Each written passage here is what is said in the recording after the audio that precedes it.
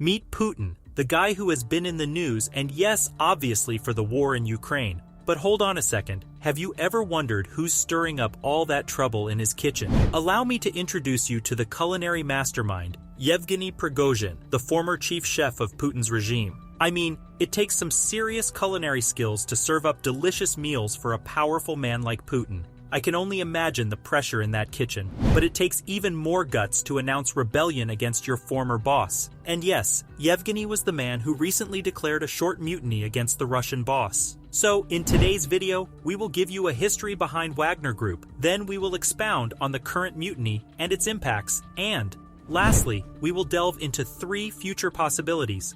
But before moving forward, we would like you to subscribe to the channel for more updates.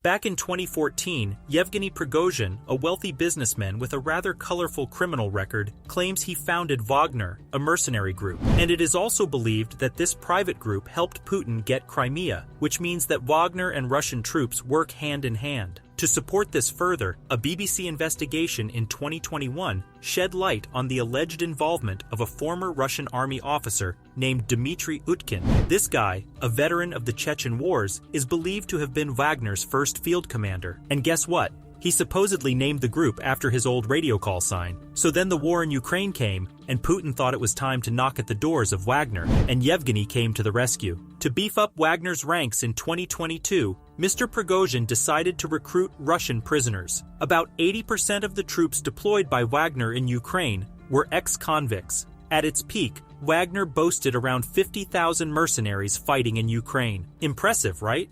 Well, not everyone was impressed. The US decided to label them as a transnational criminal organization, and countries like Australia, Canada, Japan, the UK, and the European Union were quick to slap sanctions on them. It seems like Wagner's bad reputation preceded them. But in June, Prigozhin announced a full-fledged attack on Putin.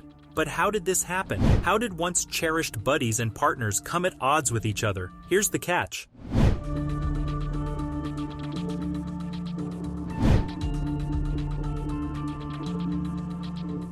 Let's unravel the tale of how Wagner clashed with Russia's military commanders. Now, Yevgeny Prigozhin, never one to hold back, has repeatedly pointed fingers at Defense Minister Sergei Shoigu and Ukraine's armed forces head, Valery Gerasimov, accusing them of sheer incompetence. Ouch! But here's where things get really spicy. When the Russian Defense Ministry issued an order for Wagner to sign a contract that would bring them directly under its control, Prigozhin said, "Nah, not happening."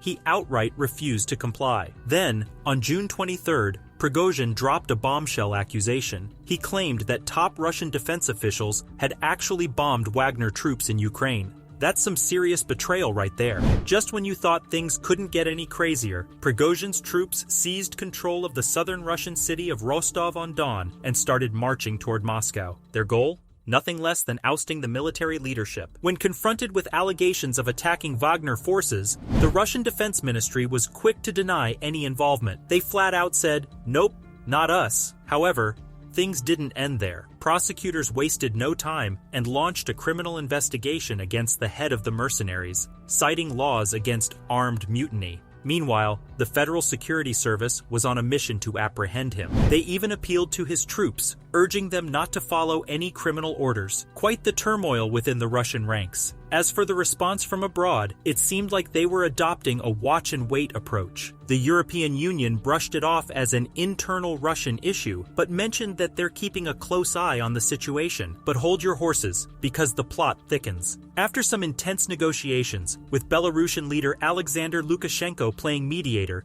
Prigozhin decided to halt the advance. Instead, he struck a deal with the Kremlin. The result? Prigozhin agreed to go into exile in Belarus, accompanied by his loyal Wagner troops. As for the other personnel involved in the uprising, well, they're being absorbed into the regular Russian army. A fresh start for everyone, it seems. Oh, and did I mention the cherry on top? All the criminal charges against those involved in the uprising dropped, just like that. It's like a real-life Game of Thrones, where alliances shift, deals are made, and accusations fly. Prigozhin might be gone, but let's not forget about the impact this feud has on none other than Vladimir Putin himself. According to Matthew Sussex, an adjunct associate professor at Griffith University, the whole affair has dealt a severe blow to Putin's regime. It's politically damaging, to say the least. And what about the war effort? Well, it heavily relied on propaganda to drum up support for the invasion. With morale taking a hit within the Russian armed forces and Wagner, the professor predicts potential purges within the military against those suspected of sympathizing with the rebellion. But wait, there's more to this high-stakes saga. It seems that the once loyal Wagner might not be singing Putin's tune anymore, particularly in Ukraine. Rumor has it that they're no longer in sync with the Russian president's agenda. Talk about a rebellion within the rebellion. And just when tensions couldn't soar any higher, Ukraine has launched its counteroffensive 2.0, and now from the depths of South Ukraine, a powerful strike could be brewing, and Putin might find himself in quite a pickle. With Wagner's loyalty wavering and Ukraine fighting back with renewed vigor, his grip on the situation seems to be slipping. It's like a game of geopolitical chess, and the stakes have never been higher. But hold on, the Western world isn't just sitting back and watching this spectacle unfold. Oh no, they're ramping up their support for Ukraine. It's like a cavalry charging in to bolster Ukraine's position. The increasing aid from Western countries adds another layer of complexity to the already tense situation. And let's not forget our silent observer in this theater of power dynamics, China. Putin's trusted ally has remained surprisingly quiet throughout all of this. It seems our predictions in those intriguing videos were spot on. China might not come to Putin's aid in times of crisis. Could this be Ukraine's golden opportunity to up the ante? It's like a game-changing twist in an epic tale. Yes, my friend, it seems that Putin's chef, Yevgeny Prigozhin, has possibly laid the final nail in the coffin. The repercussions of his mutiny, combined with Wagner's uncertain allegiance, Ukraine's counteroffensive, increasing Western aid, and China's silence, create a perfect storm of uncertainty for Putin. But we would once again like you to subscribe to the channel for more updates.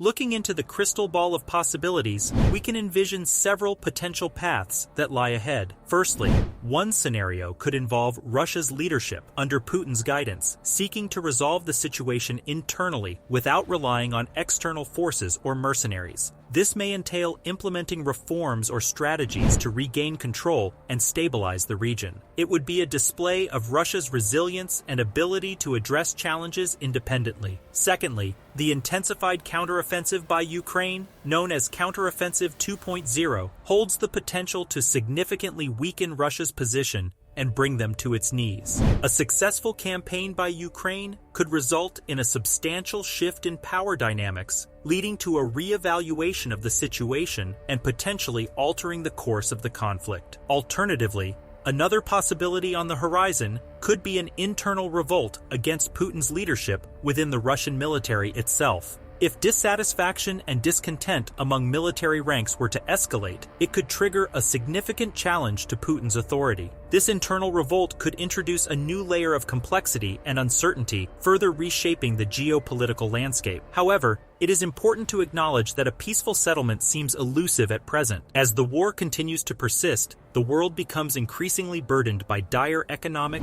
political, and humanitarian consequences. These consequences not only hinder the resolution of pressing global issues such as climate change, but also exacerbate the challenges posed by natural disasters, as witnessed in countries like Turkey and Syria. The longer we remain divided, the more difficult it becomes to tackle these urgent matters of shared concern. If you like the video, do subscribe to the channel for more updates.